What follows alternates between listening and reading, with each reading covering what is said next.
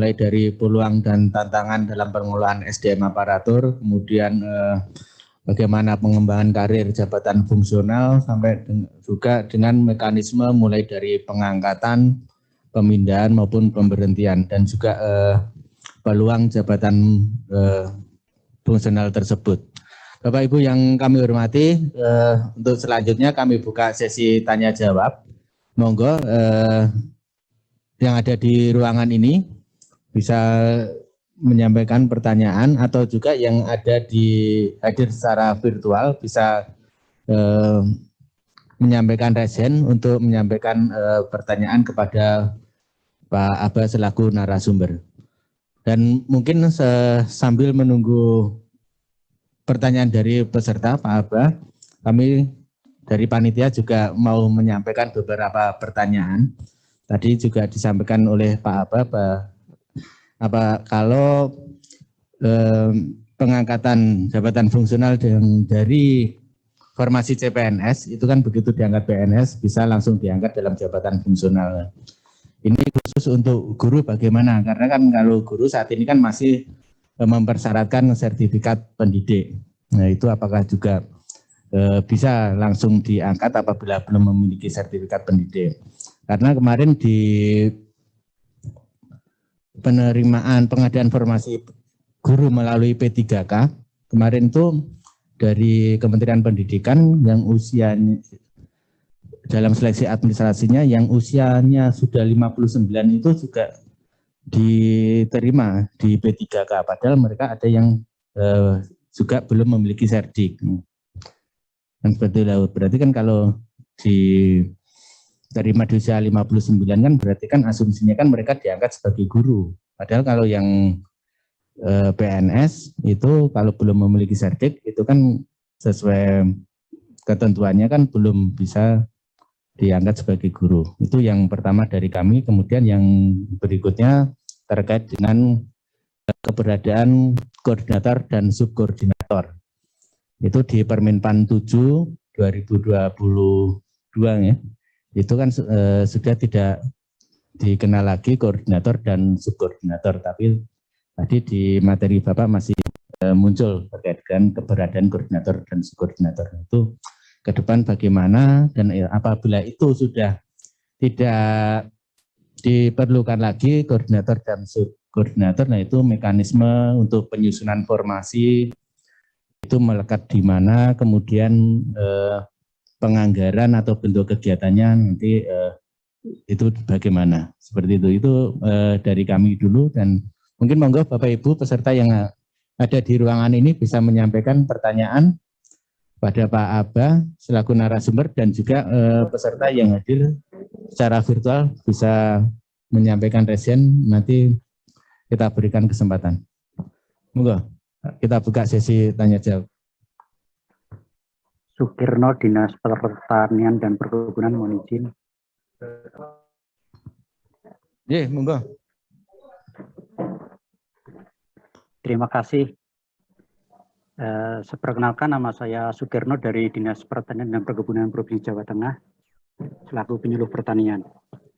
Yang pertama terkait dengan aturan dasar di dalam penyuluh pertanian itu, yang terakhir adalah menggunakan Permenpan 02/2008, kemudian berubah menjadi Permenpan 35 tahun 2020.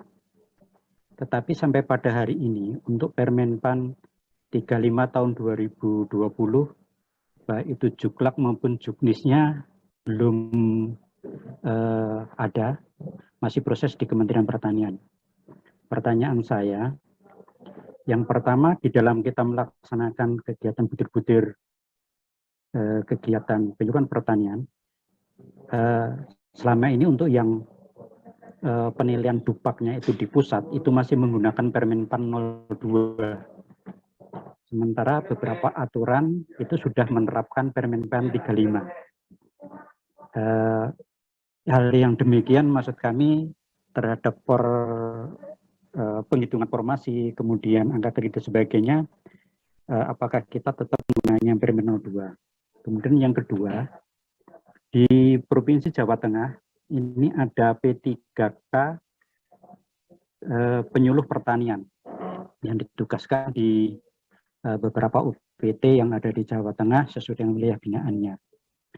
Mohon kiranya untuk bagaimana kami melaksanakan penilaian kinerja terhadap teman-teman P3K dan jalurnya seperti apa gitu. Karena ada beberapa hal yang menjadi catatan kami karena statusnya untuk yang pertama karena itu harus masuk ke Simluhtan, jadi sistem penyuluhan informasi penduduk pertanian itu sudah kami upload ke sana. Kemudian yang kedua bagaimana dengan kinerja untuk kalau di ASN ada SKP, untuk di P3K apakah perlu ada SKP yang seperti di PNS atau tidak. Demikian dua pertanyaan dari kami. Terima kasih. Assalamualaikum warahmatullahi wabarakatuh. Terima kasih Pak Kirno. Matur suwun Pak Kirno. Izin Pak Abe ini ya langsung ditanggapi atau penanya Boleh yang lain dulu? Boleh satu lagi deh. Oke, monggo. Satu lagi boleh.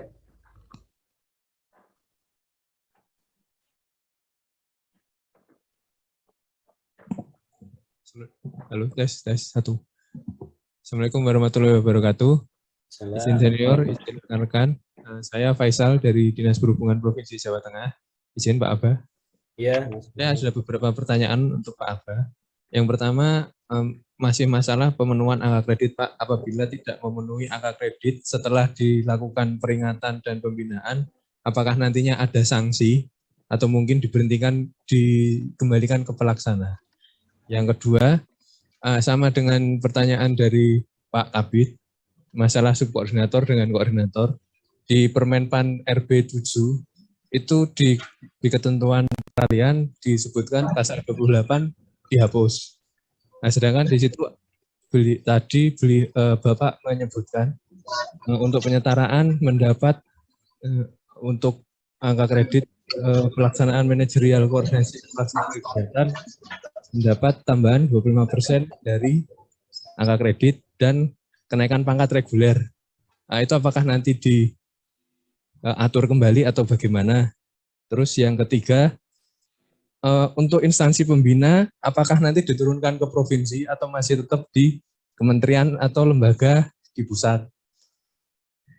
Yang terakhir, untuk penyesuaian maksimal tanggal 30 April tahun 2022, yang dari untuk jabatan fungsional yang tidak sesuai dengan kompetensinya, apabila di instansi saya tidak ada jabatan yang sesuai, itu nantinya bagaimana ya Pak? Ataukah dipindahkan ke instansi lain atau seperti apa? Terima kasih Pak. Ya, terima kasih Mas Faisal.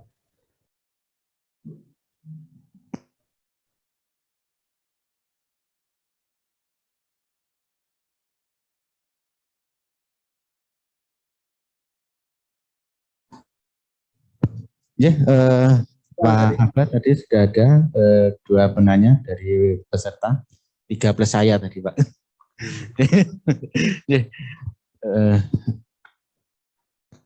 Oke. Sudah bisa? Sudah bisa, ini suaranya masuk nih. Ya, ya. Oke. Oke, makasih tadi ya Mas Ari, kemudian juga Pak Kirno dan Pak Faisal ya. Jadi yang pertama, ada pelatihan atau diklat ataupun sertifikat keahlian seseorang sebagai pengakuan di dalam jabatan yang sifatnya melekat gitu ya. Jadi kalau misalnya dia diwajibkan oleh sektor lain, oleh undang-undang sektor yang lain dia wajib itu, maka itu wajib digunakan. Dan itu sebagai bukti bahwa yang bersangkutan itu memiliki kompetensi di bidang itu. Ya. Artinya kalau uji kompetensi tadi dia instrumen untuk kenaikan jabatan, maka ada persyaratan lain guna memenuhi kewenangan seseorang untuk melaksanakan tugas. Misalnya di bidang pengawasan ada tuh nggak uji kompetensi, tapi dia wajib memiliki sertifikat apa gitu, termasuk di bidang udara gitu. Nah itu jadi dia tuh syarat yang melekat ke dalam jabatannya. Jadi bukan syarat untuk pengangkatannya, tapi syarat yang melekat kepada jabatan. Ya, syarat yang melekat kepada jabatan. Kemudian yang kedua, tadi kaitan dengan koordinator dan subkoordinator. Ya, dengan Permen PAN 7 itu dia hilang di sana, gitu ya. Walaupun akhirnya banyak orang yang bertanya-tanya kenapa hilang, gitu ya. Apakah 25%-nya hilang apa enggak, gitu ya. Jadi dulu Pak Ari, ketika kami membuat kenapa harus ada koordinator subkoordinator pada saat itu, supaya pelaksanaan tugas itu tidak terputus. Ketika ada penghapusan, nanti orang nih akan kemana, kan gitu ya. Nah, makanya dengan adanya koordinator subkoordinator itu menjadi jembatan sebetulnya. Lalu untuk mengapresiasi mereka, karena diberikan tugas tambahan itu, maka diberikanlah angka kredit tadi 25% untuk akan kredit kumulatifnya. Nah, pertanyaannya, apakah setelah adanya Permen 7 yang 25%-nya hilang nggak dia yang udah pernah duduk? Kalau dia pernah duduknya sudah pernah setahun minimal, paling kurang, maka tetap dia akan mendapatkan angka kredit tadi 25%-nya tetap dia melekat. Ya. Jadi memang di dalam Permen 7 itu dihapuskan. Ya. Tadi yang saya sampaikan itu karena dalam posisi pengalihan pertama kali teman-teman itu diberikan angka kredit tadi 25% sebagai koordinator maupun subkoordinator supaya para eselon 2-nya itu tidak kehilangan arah ketika melakukan penugasan, pemberian penugasan dan sebagainya, ya. Kemudian kedua Pak Kirno, sebetulnya harapannya Pak Kirno betul tuh harusnya instansi pembina itu ketika kami menetapkan jabatan fungsional yang baru, harusnya operasionalisasinya itu harus segera diwujudkan supaya teman-teman seperti Pak Kirno dengan teman-teman penyuluh nggak kebingungan kita mau menggunakan yang mana, ya. Karena kenapa? Operasionalisasinya itu ada di dalam Juklak dan Juknis. Walaupun di dalam Permen PAN-nya disebutkan kalau misalnya belum ada Juklak Juknis yang baru, maka Juklak Juknis yang lama itu masih tetap berlaku. Nah, pertanyaannya, boleh nggak Pak Kirno mengklaim butir kegiatan yang ada di dalam Permen PAN 35? Itu boleh, Pak. Ya. Karena justru kalau kita nggak perbolehkan, ngapain kita lakukan perubahan?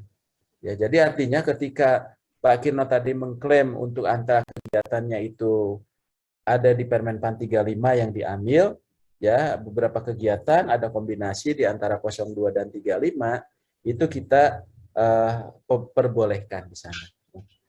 Kemudian untuk tadi Jateng untuk penyuluh yang dari PPPK. PPPK itu sebetulnya nanti sifatnya kontrak kinerja dalam jangka waktu tertentu. Ya. Nah, nanti dia kontrak kinerjanya itu dengan siapa kalau di Jawa Tengah, Pak? Dan dia itu tidak harus saklek dengan butir kegiatan yang dipenyuluh Pak Kirno kalau itu. Tergantung kepada kontrak kinerja, dia dengan kontrak kinerja dengan siapa, kemudian kontrak kinerjanya itulah jadi ukuran dia keberhasilan dia bekerja. Jadi kalau baca di Permen PAN 14, Pak, 14 2019 itu, dia itu lebih luas sebetulnya, boleh diberikan tugas apa saja. Ya, sebagai penyuluh pertanian tergantung kepada atasannya nanti, ya, atasan yang orang yang memberikan kontak kinerja dengan yang bersangkutan. Ya, jadi artinya memang itu. Tapi di dalam Permen PAN 6 2022 itu Pak Kirno, dia sekarang kena tuh Permen PAN 6 2022. Jadi dia pun nanti harus punya kontrak kinerja. Ya, itu yang menjadi tadi ukuran, ya, ukuran bagi PPPK tadi. Ya, jadi kalau kemarin itu dia bebas dengan kinerjanya, tapi setelah ada Permen PAN 6 2022, maka penilaian kinerjanya pun dia akan mengacu kepada Permen PAN 6 tahun 2022 gitu ya. Kemudian berarti dia tadi punya SKP dan penilaian perilaku. Kalau versi di Permen PAN 6 2022, karena Permen PAN 6 2022 itu bukan penilaian PNS, tapi penilaian ASN kan gitu ya. Sehingga dia akan terkena Pak Kirno sekarang di situ tuh. Kalau sebelum ada Permen 6 dia nggak terkena gitu ya. Nah, kemudian Pak Faisal tadi, bagaimana kalau ada pejabat fungsional sudah dilakukan pembinaan, kemudian dia tidak bisa memenuhi angka kredit. Banyak Pak. Jadi tergantung jenis penjatuhan hukumnya Pak Mas Faisal. Jadi misalnya bisa aja dia diturunkan pangkatnya, diturunkan jabatannya, tidak harus diberhentikan langsung ke pelaksana. Bisa saja penundaan gaji berkala, itu sama kok dengan PNS yang lain. Ya, jadi tidak harus dia langsung jadi pelaksana, nggak boleh juga gitu ya, kasihan. Jadi ada tahapan-tahapan sebagaimana penjatuhan hukuman yang sering kita terima, tertulis, tidak tertulis, penundaan pembayaran gaji, ya boleh yang gitu-gitu, tergantung kepada tim penilai atau tim disiplin ketika dia menjatuhkan hukuman. Ya. Kemudian untuk subkoordinator tadi dia dapat 25% dan kenaikan pangkat Mas Faisal tadi tetap diberikan sampai dengan Oktober 2022. Dan kenaikan pangkat itu bukan hanya kenaikan pangkat karena kenaikan pangkat reguler, ya, tapi juga kenaikan pangkat karena dia memiliki kualifikasi pendidikan 1 tingkat lebih tinggi. Jadi misalnya Mas Faisal taruh 4 tahun karena punya S2 di Oktober, itu boleh diklaim untuk kenaikan pangkatnya.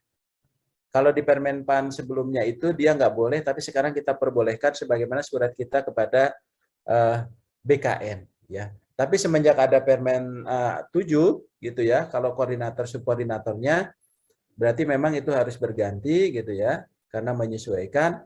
Tapi kalau untuk kenaikan pangkat reguler itu tetap bisa diberikan, baik yang untuk April maupun di posisi Oktober. Ya.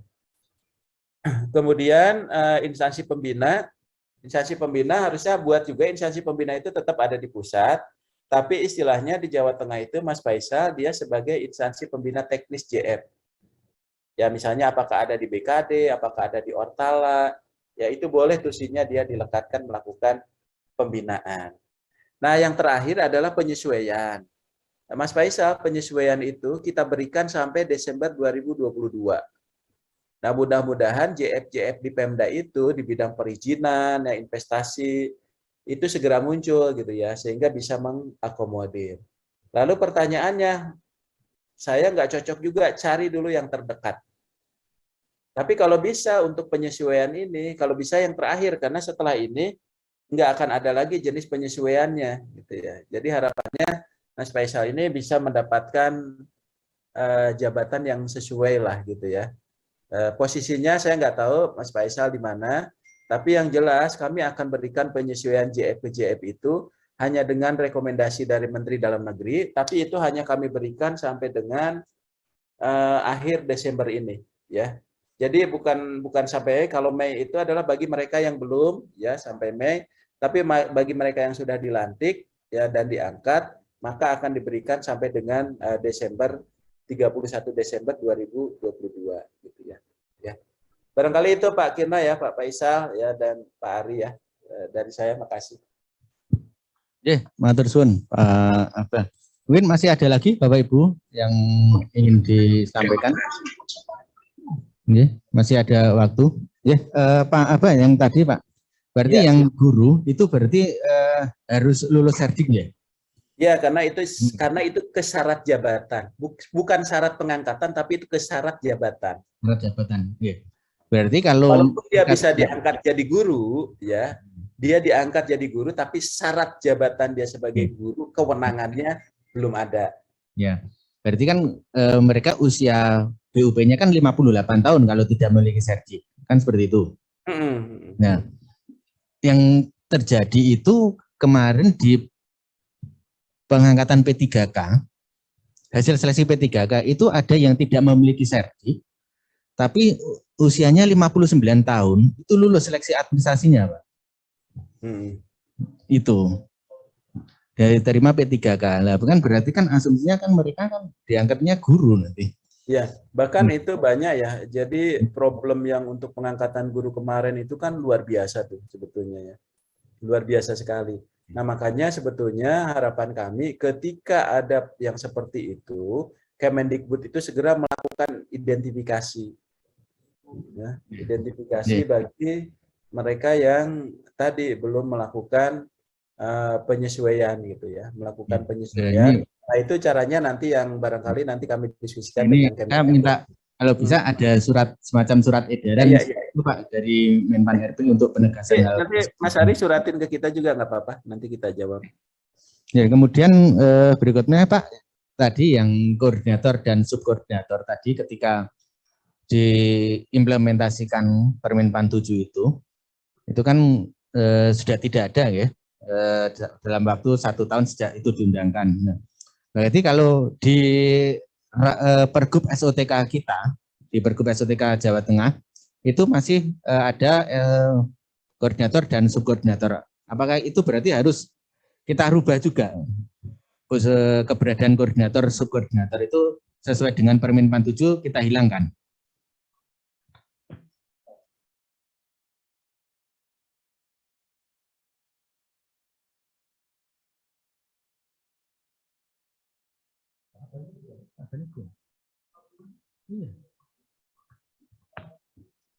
Iya Mas Ari gimana? Terkait dengan Permenpan 7, Pak, kan koordinator sama subkoordinator itu kan dalam jangka waktu 1 tahun sejak diundangkan itu kan sudah seharusnya tidak ada keberadaannya. Ya. Berarti Pergub kita, Pergub SOTK kita itu berarti juga harus kita rubah menyesuaikan itu. Iya, berarti harus ada penyesuaian dengan mekanisme kerja. Sebetulnya nggak usah diubah juga nggak apa-apa, karena mekanisme kerjanya nanti mengacu kepada Permen 7 kan gitu ya. Permen 7 itu kan bicara tentang mekanisme kerja sesungguhnya.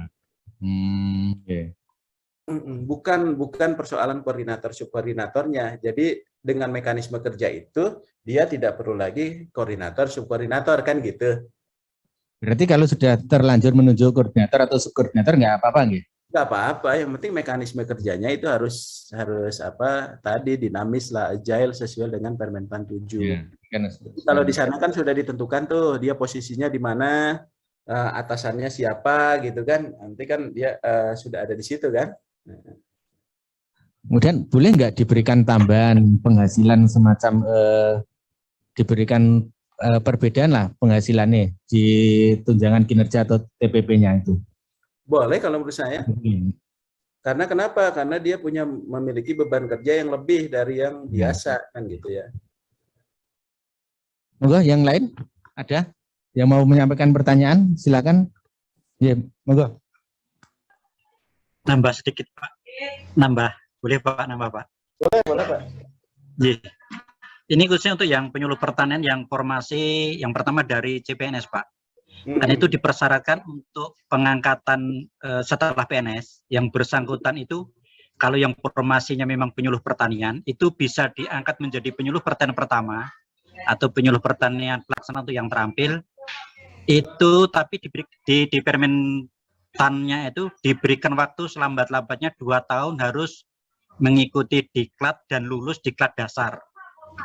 Nah, yang menjadi kendala kadang-kadang diklat dasar ini untuk kabupaten misalnya hanya formasi 2 atau 3 kan tidak memungkinkan.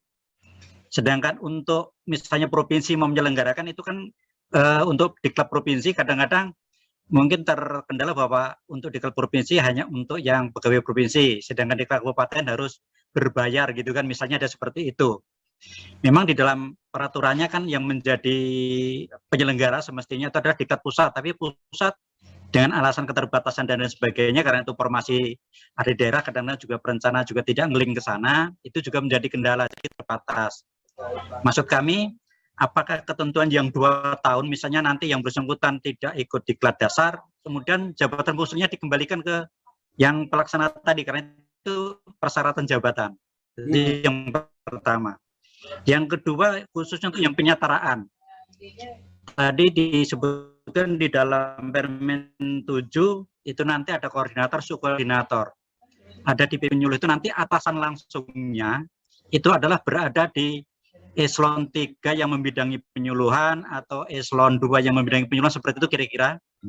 Nah, apakah yang nanti selama ini kasih di bidang teknis kemudian dirujuk sebagai subkoordinator, ini mekanismenya nanti termasuk SKP dan sebagainya atas langsungnya apakah kepala bidang yang ada di subkoordinator atau kepala bidang yang menangani tentang penyuluhan, itu kadang masih rancu. Karena untuk di dinas pertanian ini ada yang di bidang pertanian, ada yang di bidang perkebunan, ada yang juga di balai pelatihan, itu masing-masing ada yang disetarakan menjadi penyuluh pertanian. Jadi untuk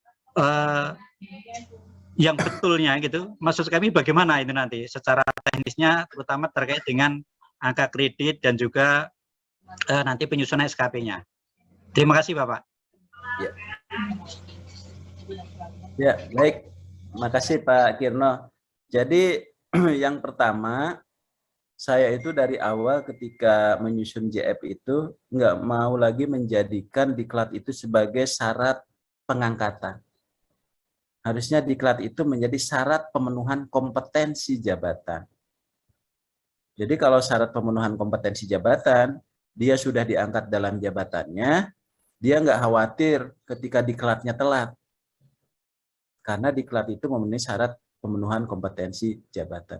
Jadi kalau yang di baru-baru itu Pak Kirno, kita sudah tidak lagi mempersyaratkan diklat sebagai syarat pengangkatan, tapi dia syarat pemenuhan kompetensi jabatan. Nah, oleh sebab itu, kalau misalnya di dalam Permenpan penyuluh itu masih menyebutkan dalam 2 tahun dia wajib diklat, maka diklat itu jadi syarat pengangkatan. Jadi otomatis kalau dia tidak diklat, dia dianggap tidak memenuhi syarat jabatan. Karena di dalam P11 itu disebutkan pejabat fungsional bisa diberhentikan ketika dia tidak memenuhi syarat jabatan. Ya, ketika dia tidak memenuhi syarat jabatan. Karena dia tidak memenuhi syarat jabatan, maka dia bisa diberhentikan. Nah, itulah konsekuensinya. Tapi nanti mungkin bisa dipertimbangkan barangkali Pak, kalau misalnya dari Kementerian Pertaniannya, meminta pertimbangan dari kita, karena kasihan juga yang salah kan bukan pemangku jabatannya, yang salah kan manajemennya. Kenapa dia tidak mempersiapkan sarana diklat untuk mereka sementara mereka dipersyaratkan? Ya, kalau dari sisi normatifnya sih dia harus diberhentikan. Nah, kemudian yang kedua, untuk teman-teman tadi PPPK gitu ya, yang dalam posisi unit kerjanya baik PPPK maupun PNS setelah ada Permen 7. Ya. Lalu dia itu tim penilainya yang tepat tuh yang mana? Tergantung kepada posisinya dia ada di posisi mana, Pak.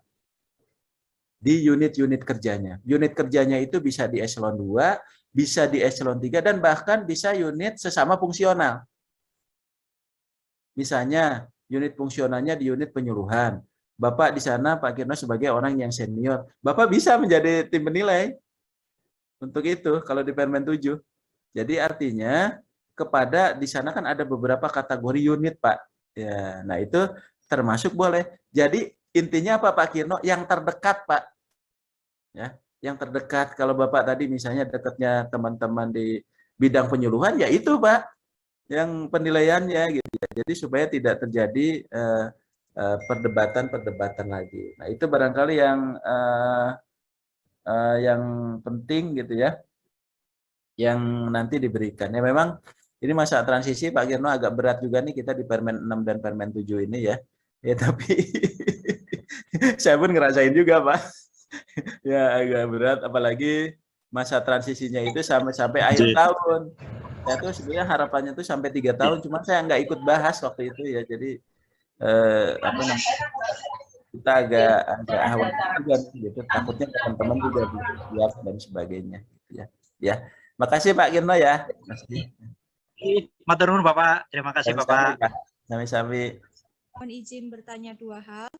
Yang pertama, mekanisme teknis pemberian angka kredit 25% bagi koordinator dan subkoordinator ini bagaimana ya Pak? Apakah diberikan setiap tahun atau bagaimana? Kemudian yang kedua, tadi disampaikan perkembangan JF penyetaraan bagi yang tidak sesuai kualifikasi dapat dilakukan penyesuaian sampai dengan Desember 2022 dengan usulan Kemendagri. Mohon izin bertanya, apa saja yang harus disiapkan oleh SKPD pengusul? Apakah persyaratan penyesuaian harus mengacu pada Permenpan 13 dalam hal ini pengangkatan dari jabatan lain? Misalkan harus minimal 2 tahun melaksanakan tugas JF yang akan dituju. Apabila belum sampai 2 tahun sejak penyetaraan sampai dengan Desember 2022, apakah tetap bisa mengusulkan penyesuaian? Terima kasih.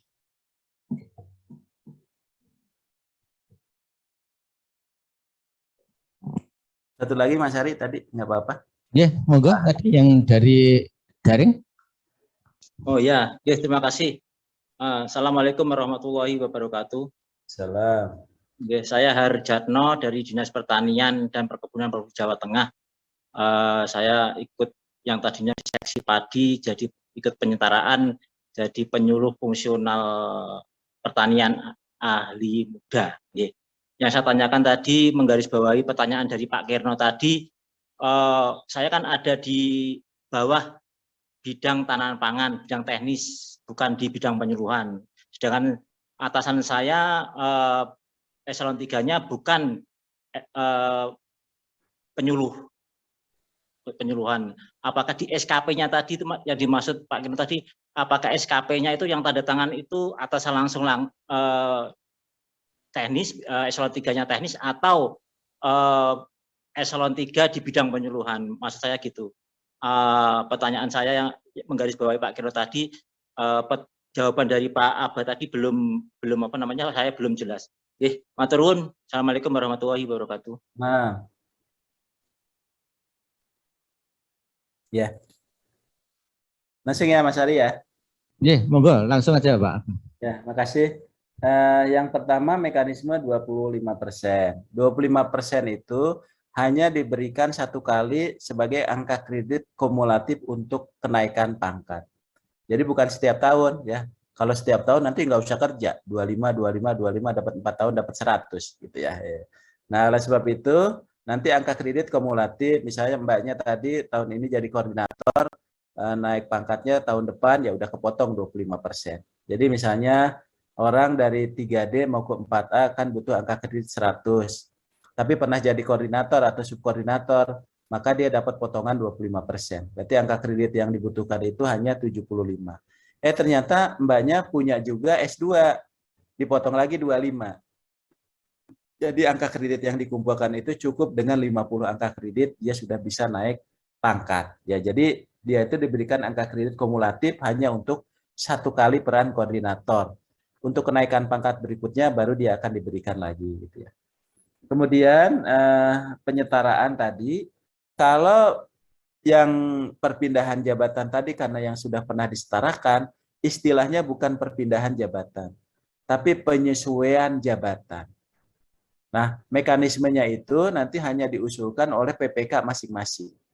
Misalnya nanti dari Dinas Pertanian mengusulkan kepada BKD, BKD nanti mengumpulkan, kemudian disampaikanlah ke Menteri Dalam Negeri. Hanya bentuknya tabel saja, Mbak. Jadi artinya dia tabelnya jabatan fungsionalnya apa, tadinya tugas fungsinya apa, pendidikannya ini, kemudian ke jabatan fungsional yang baru itu apa. Tapi itu hanya sampai 31 Desember 2022. Kalau melewati Desember 2022, maka bukan lagi penyesuaian, tapi perpindahan jabatan. Kalau perpindahan jabatan berarti harus ikut uji kompetensi, harus ada angka kredit dan sebagainya. Jadi artinya banyak persyaratan-persyaratan yang harus dipenuhi ya. Kemudian tadi yang kedua Pak Harjatno ya, apakah tadi dengan posisi perpindahan beliau tadi, saya ini di posisinya mana? Makanya tadi saya bilang Bapak itu di posisinya terdekat yang menugaskan Bapak di mana? Apakah yang di penyuluhannya atau di unit Bapak saat ini yang menugaskan Bapak? Jadi kalau penugasannya Bapak ada di unit penyuluhan, maka yang melakukan penilaian itu pimpinan unitnya di situ. Ya berarti eselon 3 penyuluhan. Tapi kalau posisi Bapak di unit tadi di bawah saya misalnya, tapi bukan unit teknis yang lain, maka yang menjadi penilainya itu adalah saya di unit teknis itu. Gitu. Jadi tidak akan terkait dengan Bapak itu sebagai penyuluh ada di penyuluh atau bukan. Gitu ya. Jadi artinya kalau Pak Harjatno tadi posisinya di bawah eselon 3 tadi penugasannya cascading-nya lah gitu ya.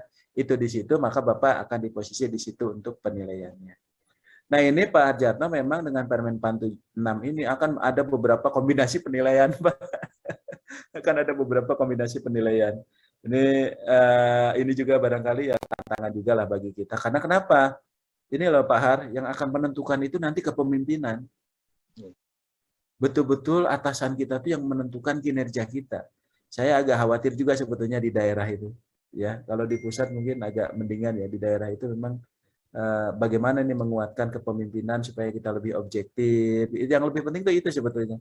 Lebih objektif, tidak pilih kasih, sesuai dengan apa yang dihasilkan, bukan persoalan suka dan tidak suka. Karena penilaian di Permen 6 itu sangat kualitatif, Pak. Sangat kualitatif. Kalau kualitatif kan yang benar bisa benar, yang salah bisa benar, yang benar bisa salah kan gitu ya. Jadi artinya ini yang harus kita kawal sama-sama lah supaya tujuannya baik semuanya, tapi harus kita kawal supaya kita menjadi pemimpin yang baik, lebih objektif dalam rangka memberikan penilaian gitu. Gitu Pak Har, nanti Pak Har nanti kan lihat dari itu. Ya makasih Pak Har. Nggih, matur suwun. Pak Abah, mungkin masih ada waktu nggih 3 penanya lagi ya kalau ada. 2 lah ya. Masih terakhir monggo 3 penanya lagi kalau ada yang resen.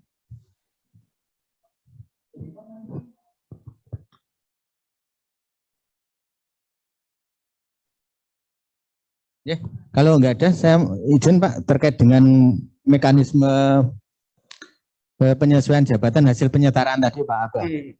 Mohon penjelasannya. Itu untuk penyesuaiannya, itu apabila ada kemarin hasil penyetaraan itu ternyata tidak sesuai dengan kualifikasinya, itu pejabatnya itu dipindahkan dahulu atau tetap ditusi di tempat itu Pak. Misalnya gini, kan kemarin ada pejabat pengawas di Pol PP, misalnya gitu. Mereka sarjana komputer kualifikasinya, tapi penyetaraannya kan menjadi polisi Pamong Praja.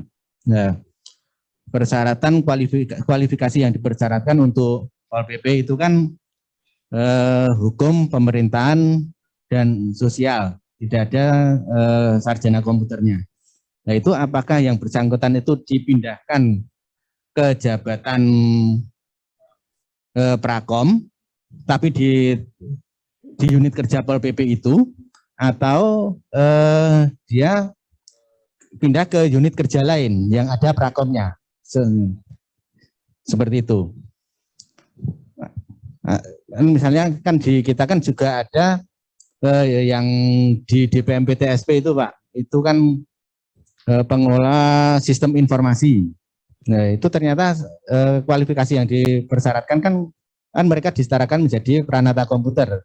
Kualifikasinya kan tentu saja kan terkait dengan pendidikan komputer ya, yang dipersyaratkan. Tapi mereka kemarin ada yang kualifikasinya itu yang dimiliki pemerintahan, seperti itulah. Itu bagaimana? Apa itu dipindahkan ke tusi yang lain atau mereka tetap di tusi itu tapi langsung diganti nama jabatannya, disetarakan ke jabatan yang kualitasnya sesuai dengan yang dia miliki? Ya, ya, makasih Mas Hari. Jadi penyesuaian kita dengan surat kita itu, kita minta instansi itu melakukan penataan jabatan dan unit kerja. Jadi artinya yang penyesuaian itu pertama terkait dengan jabatan, kaitan dengan kualifikasi kompetensinya, kedua kaitan dengan penyesuaian unit kerjanya. Makanya nanti harus ada melakukan pembaharuan. Makanya ketika ada seseorang, saya ingin bahwa orang itu bekerja lebih nyaman gitu sesuai dengan kemampuannya. Jadi ketika dia beralih, ternyata dia jabatannya A, seperti di Pol PP tadi. Dia sebetulnya bukan Pol PP, tapi Pol PP dia juga butuh peranata komputer lah. Boleh nggak ada peranata komputer di Satpol PP? Kan boleh. Kalau misalnya dari Pemprov itu akan menempatkan dia di situ, dia penyesuaiannya ke peranata komputer tapi di Pol PP, dia juga boleh. Lalu apakah nanti unit kerjanya dulu atau jabatannya dulu gitu ya? Nah ini bisa dilakukan dua-duanya. Jadi ternyata dia itu di situ tidak dibutuhkan, tapi dia itu dibutuhkan di unit lain. Karena unit lain itu ada, berarti dia akan dipindahkan kepada unit lain dengan jabatan. Karena misalnya kalau dia bisa di situ jadi auditor, kan nggak mungkin di POP jadi auditor, maka dipindahkanlah dia ke unit inspektorat, misalnya penyesuaiannya. Ya.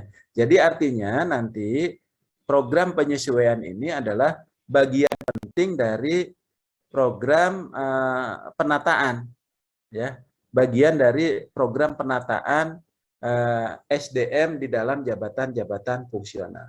Jadi yang paling penting orang itu dibutuhkan di unit kerjanya, kemudian di jabatan fungsional yang sesuai. Jadi artinya Mas Ari, bisa saja dia tidak di unit itu, tapi juga dia dibutuhkan di unit lain ke jabatan yang lain. Jadi ada momentum juga nanti Mas Ari untuk melakukan penataan terhadap SDM-SDM mana, kesesuaiannya, dan sebagainya. Gitu ya. Nah itu nanti yang harus dilakukan barangkali. Jadi boleh Mas Ari dilakukan, tapi yang paling penting itu diusulkan ke Kemendagrinya jangan sampai terlambat. Gitu ya. Siap. Anderson, ada lagi yang dari daring Mas Daru ada enggak yang mau tanya? Yang resen enggak ada? Mungkin yang di ruangan ini, Mas Kumoro, Sampun, sudah terjawab. Yang sebelah Mas Ari. Sebelah Mas Ari itu siapa ya? Itu yang sebelah Mas Ari itu siapa ya? Mas Sodikin, Pak. Oh, Mas Sodikin. Ini Pak, karena sudah disebut namanya mau tanya Pak ini Pak, Mas Sodikin. Oh, dari sini ganteng banget. Mohon izin Bapak, saya ada 2 pertanyaan aja. Ini yang tadi belum ditanyakan oleh Pak Kabid saya. Yang pertama ini Pak, ini kita harus ada kejelasan mengenai regulasi yang mengatakan di Permenpan RB 13 ya tahun 2019 dan beberapa Permenpan RB yang sudah disesuaikan dengan Permen RB 13. Kan ada istilah Pak, diberhentikan dari JF salah satunya karena tidak memenuhi persyaratan jabatan. Nah, salah satunya itu adalah tidak memenuhi persyaratan kompetensi Pak, standar kompetensi. Lah ini ada satu Pak yang kasusnya itu banyak, jumlahnya itu lumayan cukup banyak, ada ratusan. Guru, dia ikut seleksi pra PPG Pak. Udah diundang sampai ada yang 3 kali, 4 kali tidak lulus-lulus Pak. Apakah yang bersangkutan memenuhi syarat untuk diberhentikan dari JF karena tidak memenuhi standar kompetensi jabatan? Ya kan, itu satu guru. Yang kedua, terkait kenaikan jabatan fungsional kan dipersyaratkan uji kompetensi Bapak. Itu ada beberapa PNS yang ikut uji kompetensi kenaikan jabatan alimada, alimuda, itu berkali-kali gak lulus-lulus. Itu apa masuk kategori itu Bapak? Ini kan harus diperjelas ini yang terkait tidak memenuhi persyaratan standar kompetensi jabatan. Karena gini, karena kebijakan dari Kanrek, guru yang dia sudah diangkat dalam JF tidak memiliki sertifikat pendidik, dia tidak bisa dinaikkan pangkatnya ke 3B Pak. Kan kasihan Pak. Jadi kalau kita mau berhentikan, kita juga bingung secara regulasi. Kalau tidak diberhentikan sampai pensiun dia nggak punya karir Pak, naik pangkat aja. Sementara di syaratnya itu harus berserdik, dia tidak pernah bikin punya serdik. Karena sudah ikut 4 kali nggak lulus-lulus. Itu satu Pak. Yang kedua, ini kami kemarin diprotes Pak oleh BKN karena kita menetapkan angka kredit 0 ketika pada saat yang bersangkutan diangkat dalam JF itu Permenpan RB-nya sudah disesuaikan dengan Permen RB 13 tahun 2019 tapi juknisnya atau juklannya belum ditetapkan. Padahal kita pada saat menetapkan yang bersangkutan itu Permenpannya sudah berlaku.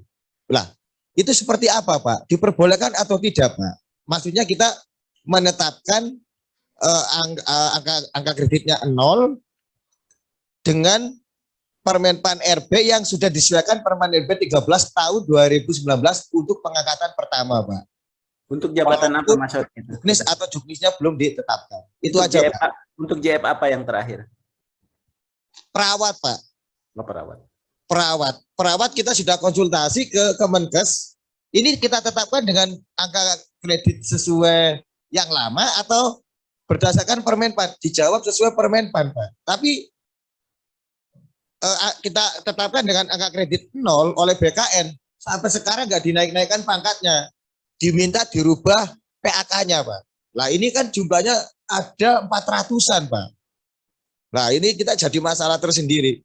Mohon petunjuk lah Pak, supaya karena kita pegangannya sudah koordinasi dengan instansi pembina, ya kan sudah membaca regulasi, kita juga nggak mau berspekulasi mengambil keputusan secara salah, akhirnya kita tetapkan 0. Jadi banyak yang angka kreditnya 0 Pak. Nah itu dipertanyakan oleh BKN.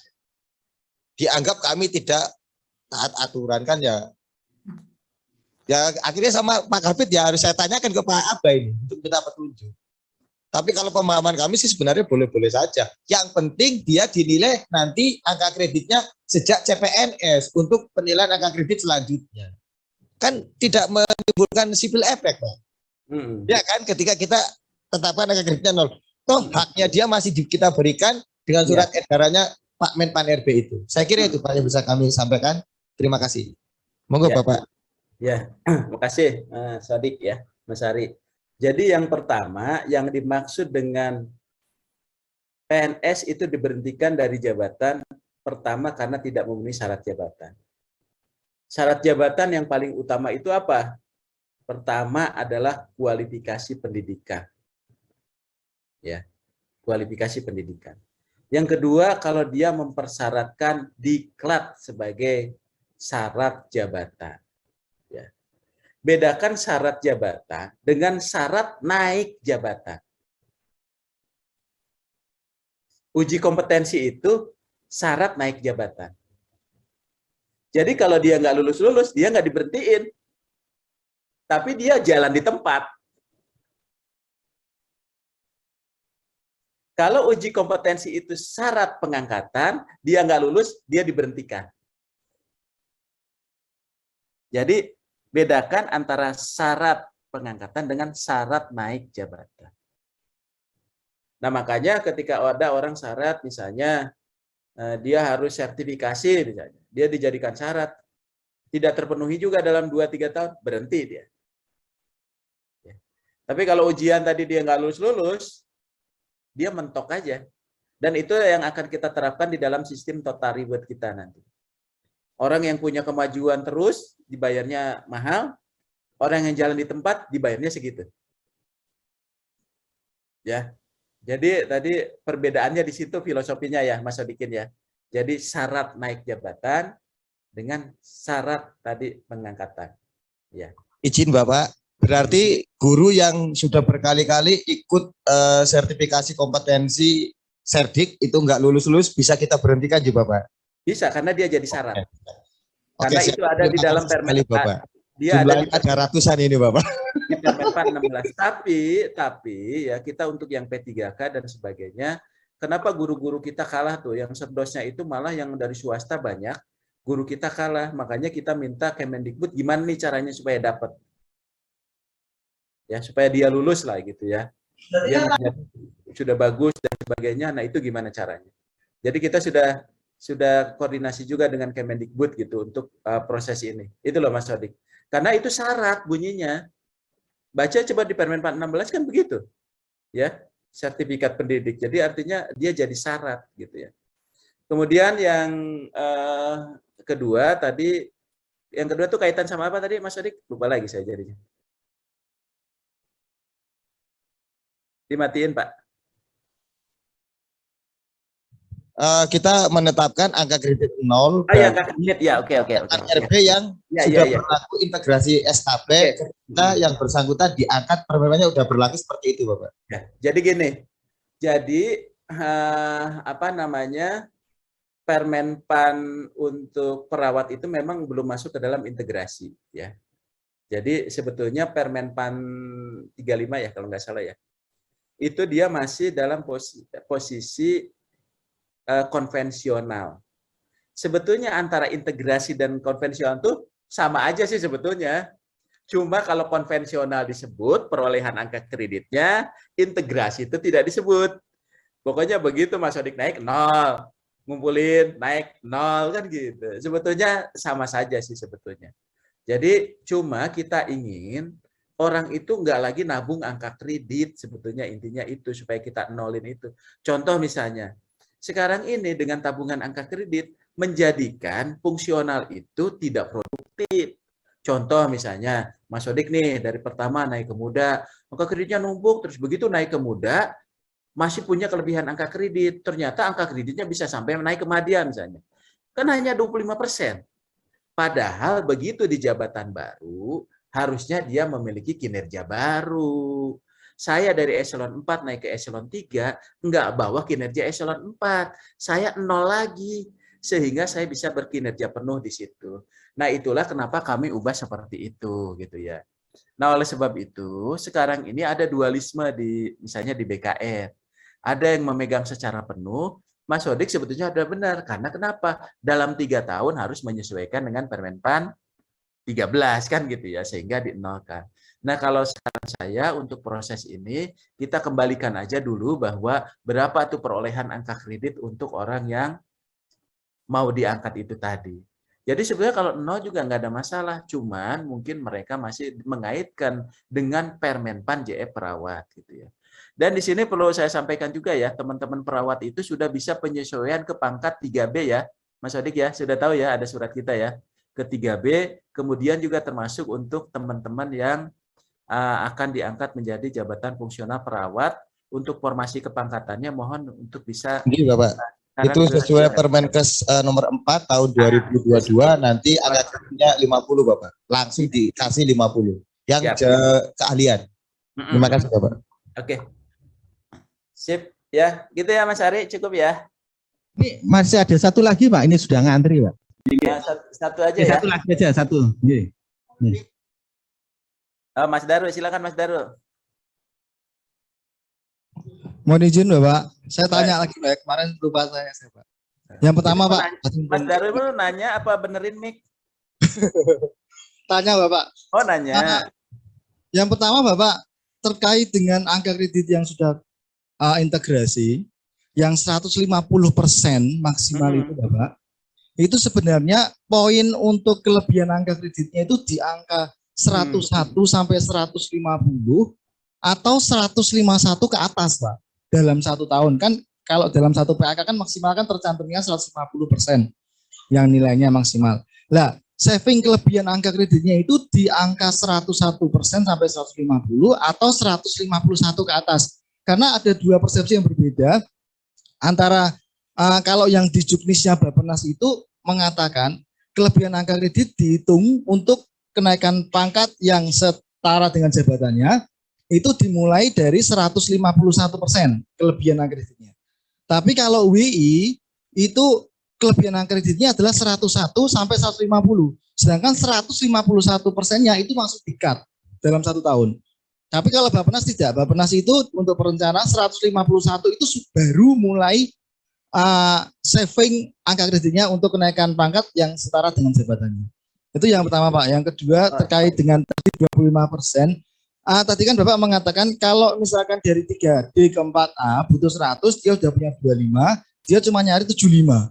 Lah, 25 itu tercantum di mana Pak? Tercantum di PAK, tercantum di, ataukah cukup hanya melampirkan apa namanya yang SK penugasan sebagai subkoordinator atau koordinator, atau bagaimana Pak? Tercantumnya itu di mana? Karena kan kalau misalkan kita hubungan dengan Kanrek, misalkan sudah pola integrasi, itu kan 100 harus 100 bulat atau dalam PAK 100 bulat. Lah 25-nya itu tadi Bapak mengatakan 75%, lah 25 tercantum di mana Pak? Gitu aja Pak, terima kasih Pak. Ya, makasih. Saya pikir mau ini benerin mic tadi Mas Daru itu. Ya, jadi yang pertama tadi untuk angka kredit dulu ya. Nah, angka kredit itu 25%-nya itu dari mana gitu ya. Misalnya nanti Mas Daru, angka kredit yang 25% itu boleh dicairkan, istilah saya dicairkan. Boleh dicairkan sebagai tugas pokok dan juga pengembangan profesi. Jadi misalnya dia ada kegiatan, jadi bukan dicantumin 25% atau dicantumin sebagai koordinator gitu, bukan. Di dalam surat yang kita sampaikan kepada seluruh kementerian lembaga, misalnya Mas Sodik itu dapat angka kredit tadi ada kebutuhan 100. Ternyata dia itu 25%-nya itu berarti kan dapat angka kredit 25. Yang 10 itu digunakan untuk pengembangan profesi. Berarti tugas pokoknya ada 15 di situ. Kegiatannya mana? Ya terserah dimasukkan ke dalam butir-butir kegiatan di situ. Dia dapat kegiatan apa saja. Tapi ternyata pengembangan profesinya sudah dapat saya sebelumnya. Nggak usah gunakan, semuanya untuk tugas pokok. Ya, jadi itu. Jadi artinya dia boleh dibagi untuk pengembangan profesi dan atau tugas pokok jabatan. Jadi kami memberikan keleluasaan. Begitu juga Mas Sodik ternyata dapat S2. Dapat lagi 25%. 25% itu boleh juga dibagi ketika sepenuhnya pengembangan profesinya sudah terpenuhi dari koordinator atau subkoordinator, berarti dia masuk tugas pokok. Nah, itu nanti harus dicairkan dalam angka kredit, gitu ya, dalam angka kredit. Nah, itu barangkali, ya Mas Daru? Ya Pak, itu dalam satu PAK atau gimana Pak? Iya, dalam satu Cairkannya itu, Pak. Dalam satu PAK. Nanti Dalam kalau misalkan cairkannya langsung akredit 25, nanti bisa lebih dari 150, gimana Pak dalam satu PAK? Kenapa? Kalau dia mencairkan nih dalam satu, enggak apa-apa Pak. Tapi kan tetap aja dihitung paling tinggi 150%. Oh, paling tinggi. Misalkan dicairkannya nyicil boleh Pak? Misalkan tahun pertama 10 dulu, tahun kedua 10 lagi, tahun ketiga 5, itu boleh Pak? Ya, pertanyaannya sebetulnya kadang-kadang orang, Pak, di awal atau di akhir sebetulnya. Nah, saya bilang boleh di awal, boleh di akhir, gitu ya. Yang kedua belum dijawab Pak, kelebihan angka tadi Pak. Emang belum dijawab kan? Emang ya, belum. Oh iya. Emang belum nyampe sono. Ya Pak. Maksimal 150% juga. Iya. Iya. Iya. Iya, bukan belum dijawab, memang belum nyampe ke sono Mas Darul ya. Jangan sampai balik lagi, benerin mic ya. Jadi yang kedua, yang pertanyaan pertama, ketika tadi penilaian itu 100, saya bilang gini, orang ini ngapain sih juga buru-buru, akhirnya tidak ada kesesuaian tuh antara tugas fungsi, kadang-kadang tidak terukur dengan beban kerja, tapi dia naik pangkat 2 tahun gitu ya. Kan sebetulnya kalau kita hitung dengan beban kerja, itu nggak masuk akal sebetulnya.